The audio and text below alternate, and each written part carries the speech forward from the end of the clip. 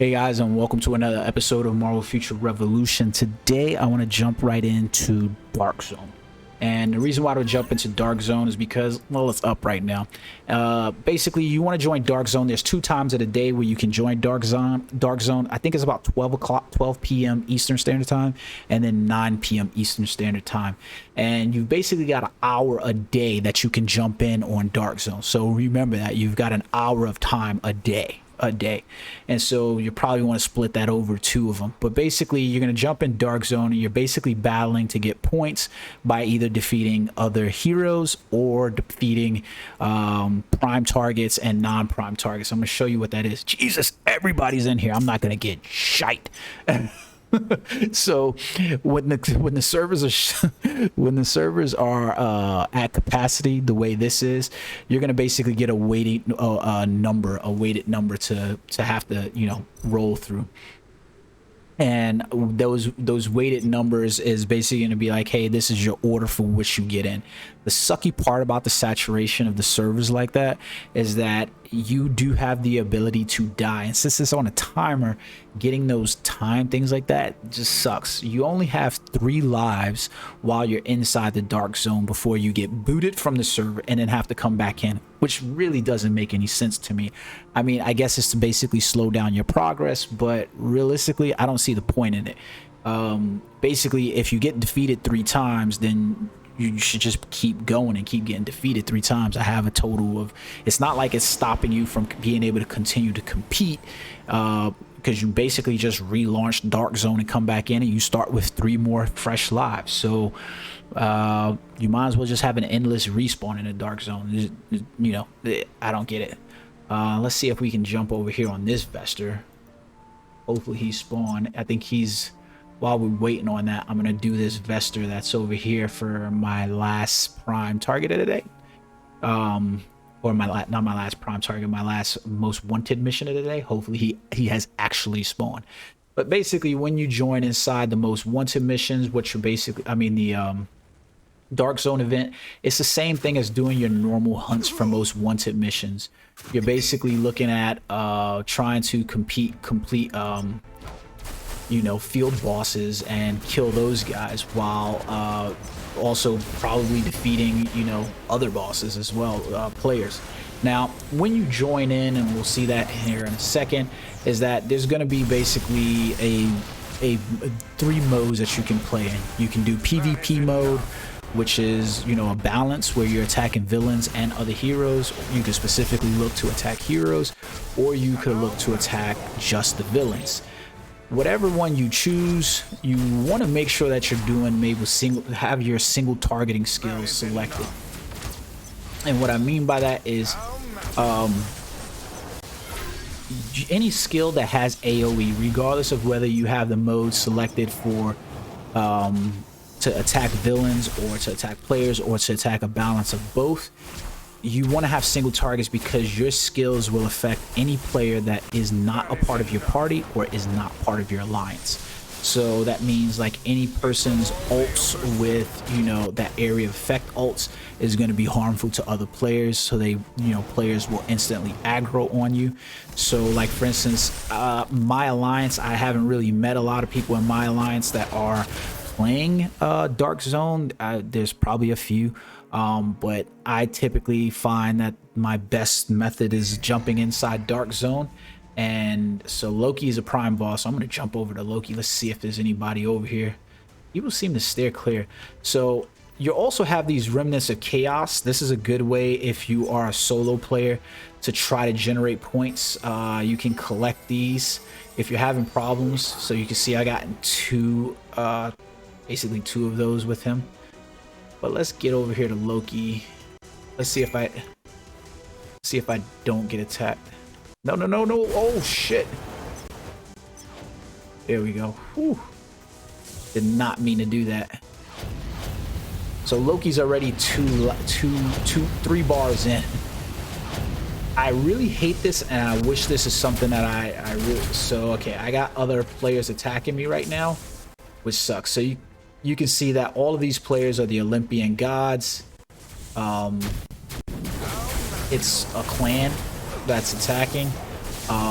I don't want to use any of my PvP skills. So I obviously came in like rank 16, so it's a prime target. You can see that I got a low grade Omega Loki card box and some minimal gold rewards. The Olympian guys are here, but I did get a good number of points from it because I got 40 points from killing that one target.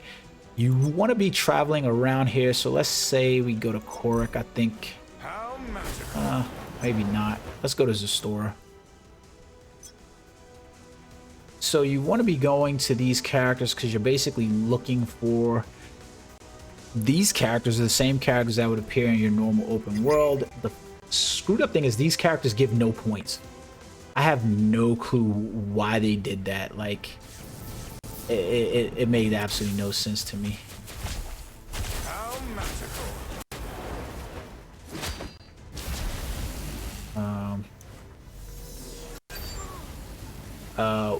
Oh, okay. I got confused there for a second. I was like, why is it attacking a player? So like I said, if you notice, you can look at this icon right here, and it's basically going to be a purple X, meaning I'm trying to attack other players. There's going to be a red skull, which is just attacking the villains, or it's going to be a scales of justice, which means that it's trying to attack a mix of players and PvP.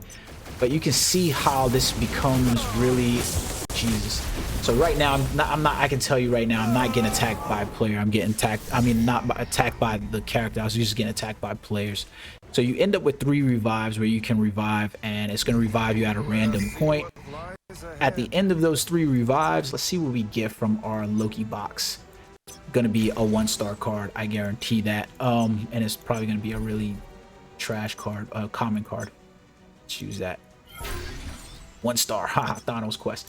And these from my most wanted missions, all 1-stars, not surprised, which also does not include regional gear as well, so be aware of that. So let's see who we're gonna go to next.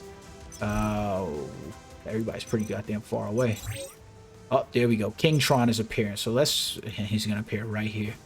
So Kingtron is gonna pop up right inside this area. We can see somebody from Hota is here. Now, this is going to be completely up to the alliance that's leading the server, because they're just going to all gang the hell out of any villain that pulls up.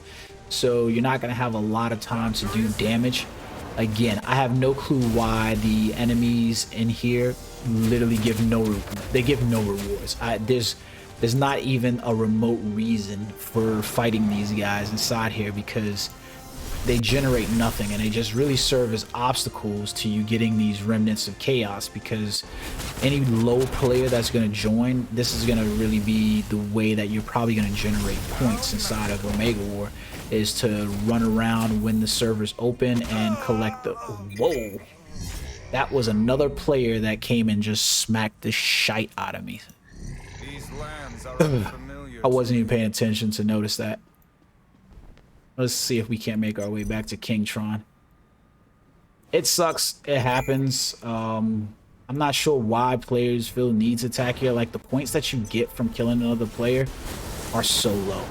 And I do mean low. And when the server is saturated too, the really messed up part about server saturation is that all of these sprite effects and everything that's happening on here pretty much is just the same way as happens in any normal, you know, Jesus.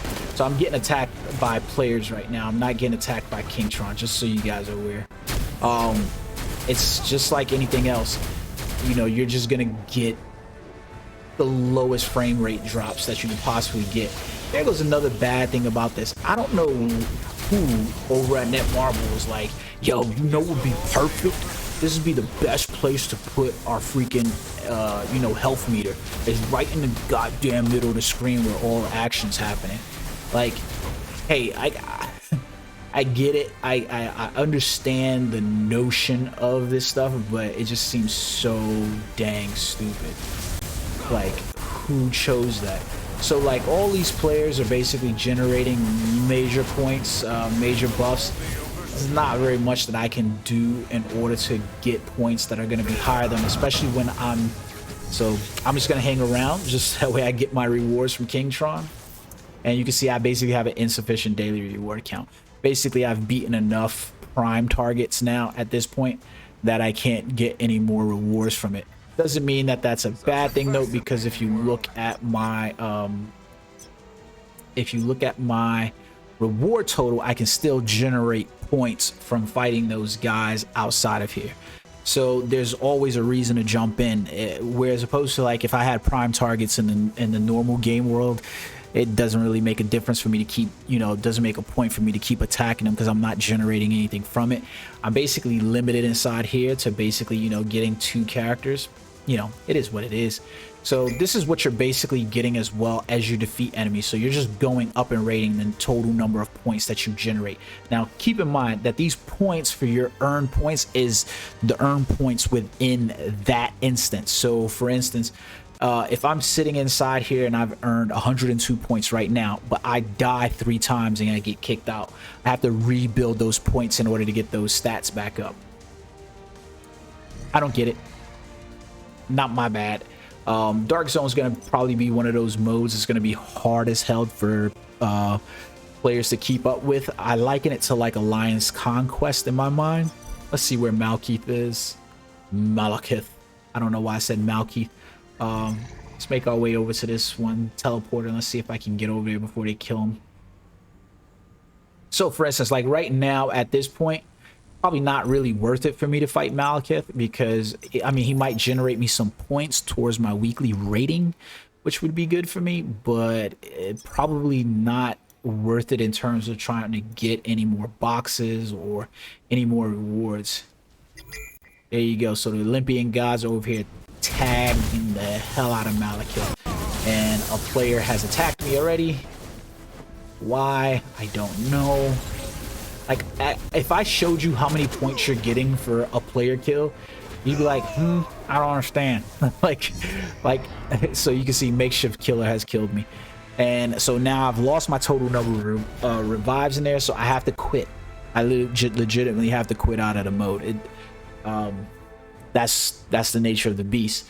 And so I'm inside this mode and teleported back to where I am. And if I want to, I need to join back in to the Dark Zone. I don't know what to tell you realistically about Dark Zone. I can tell you that it's worth playing because the weekly rewards that you get, why did that disappear? Weekly rewards. So if you look at the weekly rewards, you can get these battle zone badges, 4 to 6 star battle zone badges at the upper levels, and you can get 3 to 6 star battle zone badges, the blue ones. They're pretty good. And then down here at the bottom, everybody basically gets 2 battle zone badges for just basically just playing. So you just jump in and you're gonna get those 2 battle zone badges. These purple ones are obviously the ones you want. But here goes the thing.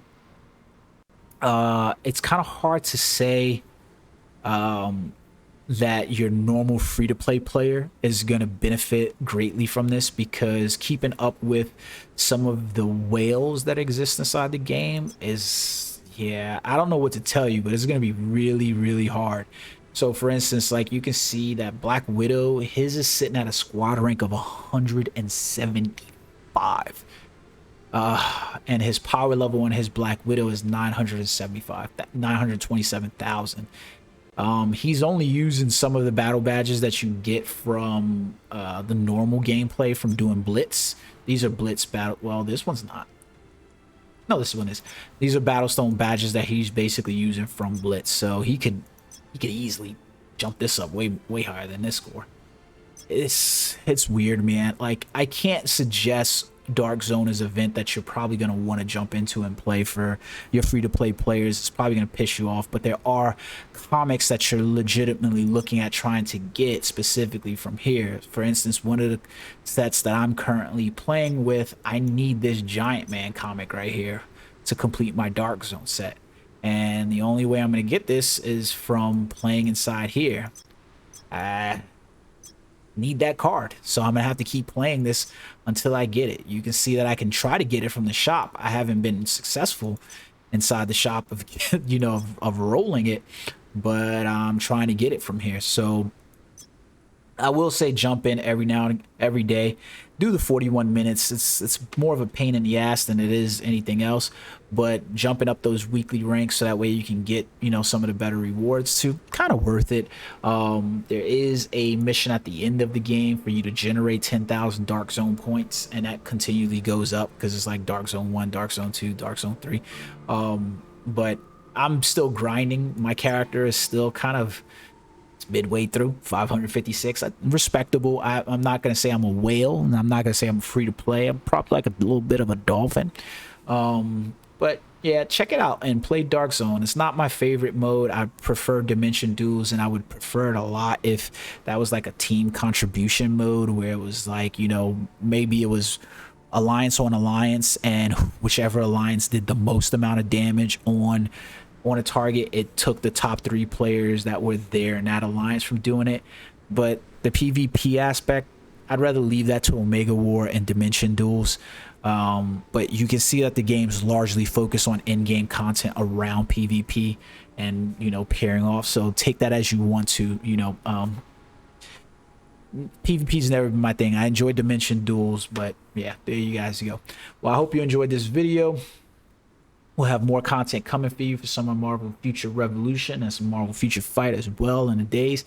Until next time, peace.